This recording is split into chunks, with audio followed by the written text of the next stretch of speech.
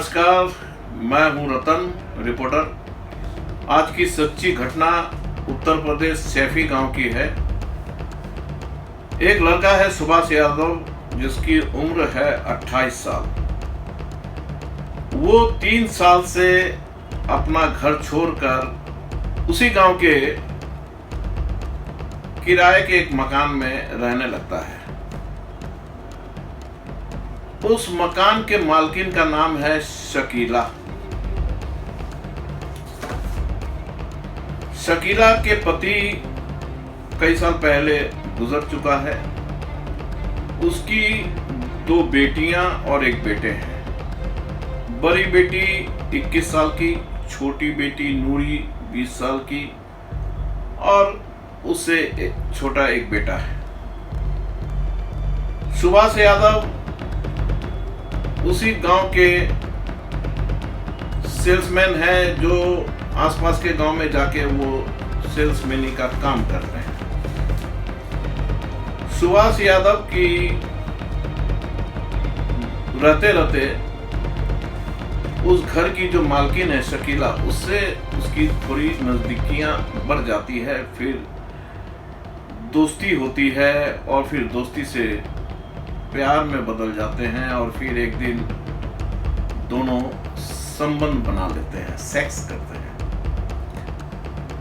और यह सिलसिला चलता है कि तभी एक दिन उसकी छोटी बेटी नूरी देख लेती है अपनी माँ को किराएदार सुभाष यादव के साथ संबंध बनाते हुए।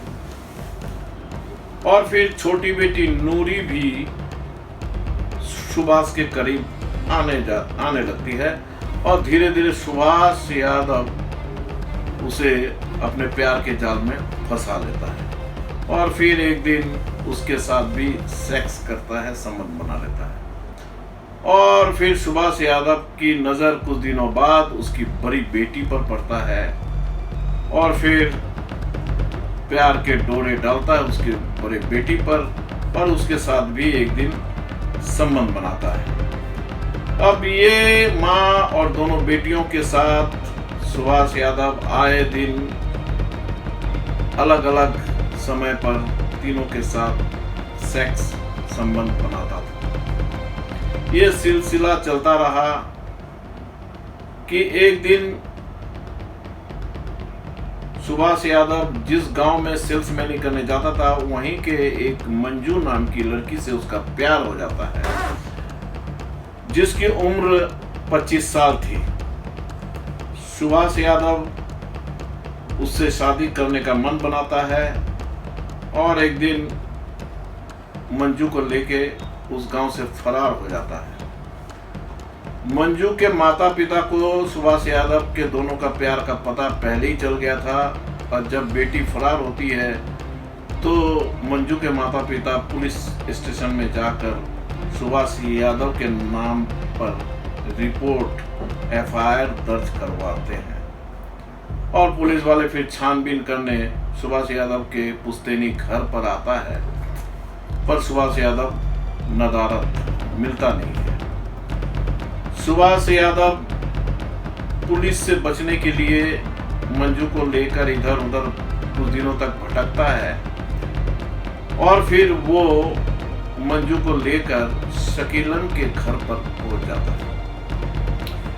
शकीलन और उसकी दोनों बेटी सुभाष यादव को शादी हुआ देखकर, मंजू के साथ देखकर तीनों आश्चर्य हो जाती है। और फिर सुभाष यादव कहता है कि हमें वही रूम दो किराए पर रहने के लिए,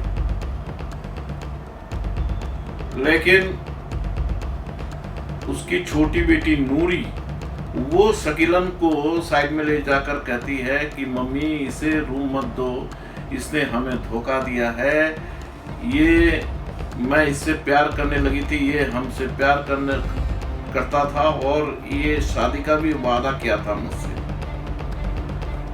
पर शकीलन कुछ सोचती है कि इसने तो मुझे भी धोखा दिया।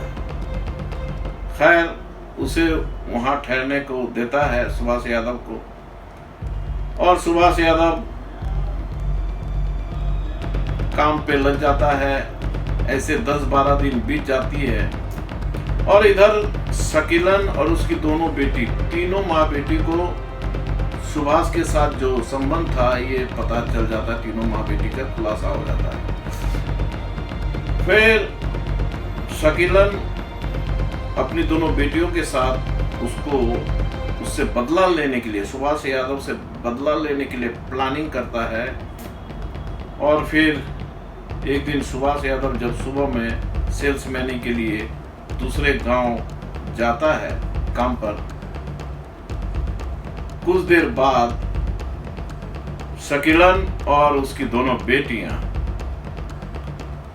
तीनों उसके कमरे में जाती है।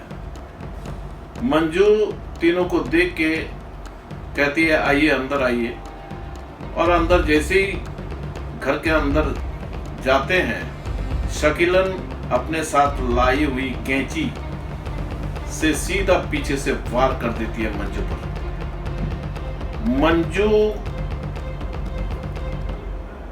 को जैसे कैंची का वार लगती है कि वो चिल्लाने लग जाती है और भागने को होती है। तभी उसकी शकीलन की दोनों बेटियां आगे से आकर मंजू को पकड़ लेती है और फिर शकीलन गुस्से से चाकू से कई वार कर देता है उसके छाती पे, पेट पे, और खून के फव्वारे फूट पड़ते हैं मंजू के, और मंजू तरफ कर जमीन पर गिर पड़ती है और दम तोड़ देती है।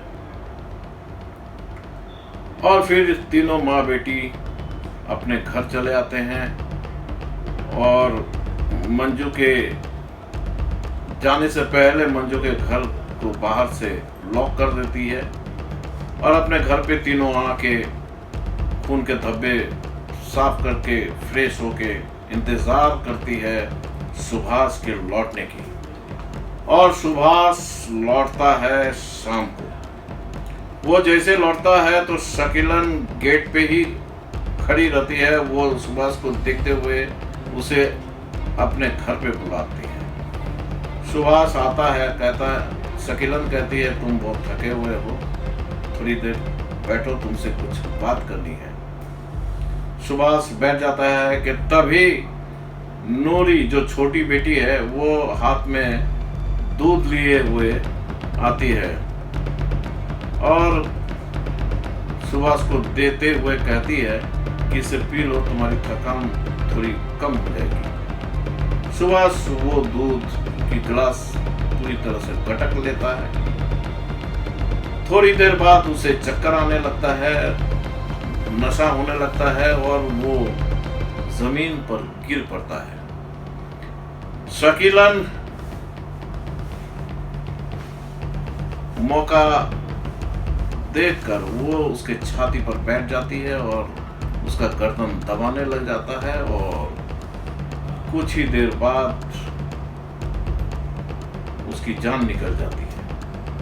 सुभाष यादव अपना प्राण त्याग देता है। और उसी वक्त शकीलन के छोटे बेटे आता है घर पे और ये माजरा देखता है और वो भागकर पुलिस वाले को फोन करके सूचित कर देता है। पुलिस वाले आते हैं और तीनों माँ बेटियों को पकड़कर पुलिस ले जाती है।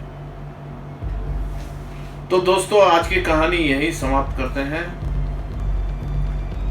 हमारे RR क्राइम न्यूज चैनल को सब्सक्राइब करें, शेयर करें। धन्यवाद।